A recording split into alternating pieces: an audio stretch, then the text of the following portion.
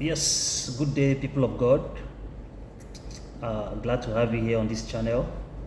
I'm still your favorite online pastor, and today we'll be sharing the Word of God with you again. All right. So the topic of our sermon today is what? The wife of your youth. The wife of your youth, and we'll be taking our references from the Holy Scriptures as recorded in the book of Proverbs chapter 5 from 18 to 20. And I read, "Be happy, yes, rejoice in the wife of your youth. Let her breast and tender embrace satisfy you. Let her love alone fill you with delight. Why delight yourself with prostitutes, embracing what isn't yours?" Like, why are you embracing Olosho? That's what he's trying to say. But anyway, like I said, the topic of our sermon is what? The wife of your youth.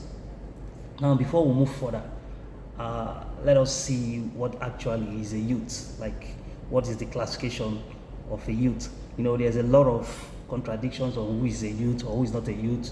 Maybe you're 45 years, you're still considering yourself a youth, or you're 35, or you're still 15, or you're still 20, whatever. So, but let's go in details and see what a youth is. Now, if you can also Google it, it's allowed. So, you see, the term youth is commonly defined by the United Nations as individuals aged between 15 to 24 years, according to United Nations categorization of youths. However, this definition can vary, with sources considering youth to range from 12 to 24 or even 18 to 30 years, depending on the context and the specific organization. So in other words, let's just say a youth is from 18 to 30 years. Now, coming back to the scriptures, it says, "Be happy and rejoice in the wife of your youth." Now, are you a youth? If you're between the ages of 18 to 30, per se, let's say you're a youth.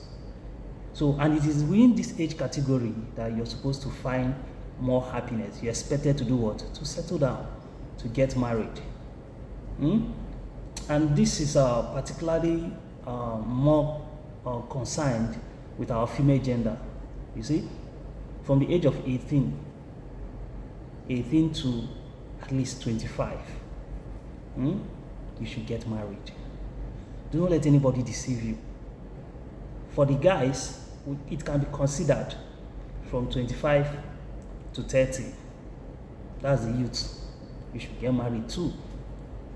But for men, there's no much concern really, because the biological clock is not really ticking against them. Because a man can still choose to marry at the age of 35, 40, 45. You still find a woman that he loves and you get married. You can have children. But that is not the case with the female gender, you know.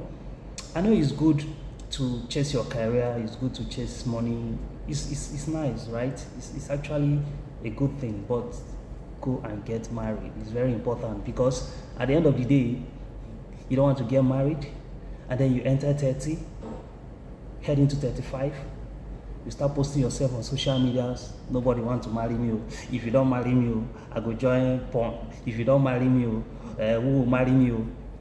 Please, it's so disgusting seeing a pretty lady these days, very pretty lady, 35, 33, posting online, "Please come and marry me." It's not cruise. They need husband.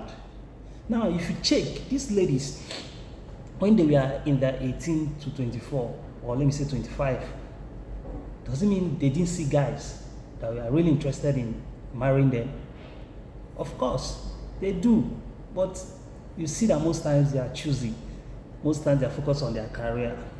Most times, even in the company, you see them going after married men that are more wealthy or even settled because of their career. They don't pay attention to these younger guys that are within their youthful age, like from 25 to 30. They don't pay attention to those young guys. They feel like they are not capable enough to take care of them.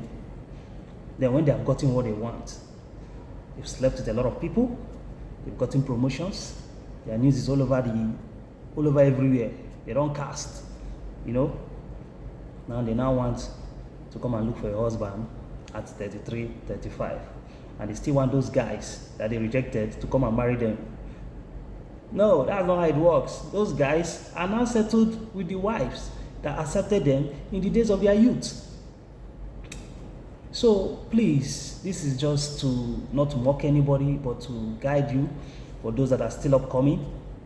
Don't look at those big aunties. They will just deceive you. Once you're of age, at least you're attaining the age of 20, 21, 23, 24, 25. You look at for a responsible young man who can marry you, who is ready to settle down. They are all over there. I can tell you the truth. Don't say he doesn't have a car, he doesn't have a house at that moment. What you should look at is what? Is he visionary? Is he a responsible somebody? Is he working hard? Most importantly, does he have a stable source of income? That stability in the source of income is the most important thing in marriage for women to look out for. Do you understand? His salary does not have to be very big. If it is big, it is good. But it's not everybody that have the opportunity.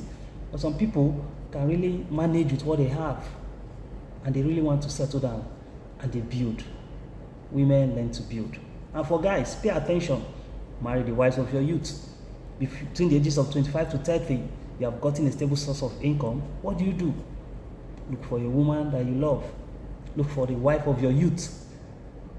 Wife of your youth, especially for ladies. A youth is from 18 to 25. It's being considered as a youth for women. Do you understand? Women that is from 25 to 30, they have past youth, they don't be youth again, especially the ones that are at 30, they are no more youths. Because the menopause is already clocking. By the age of 30 and above, it is expected that what? A woman must have been done with childbreeding. From 30 years is to now focus on nurturing those children. Not from 35, you want to start breeding. And you know now, because of too much processed food that we have in all over, menopause have now come down. From 35, people they see menopause. Don't go and marry and let us start. It's a very bad thing. You marry late, and then you start looking for children again. That one, the handicap -2. Okay, so that will be all. I don't need to take much of your time. I think a word is enough for the wise, and may the peace of the Lord abide with you. I'm still your favorite online pastor.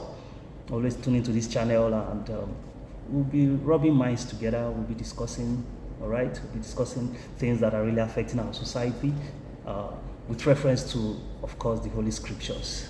Have a nice day. Peace out.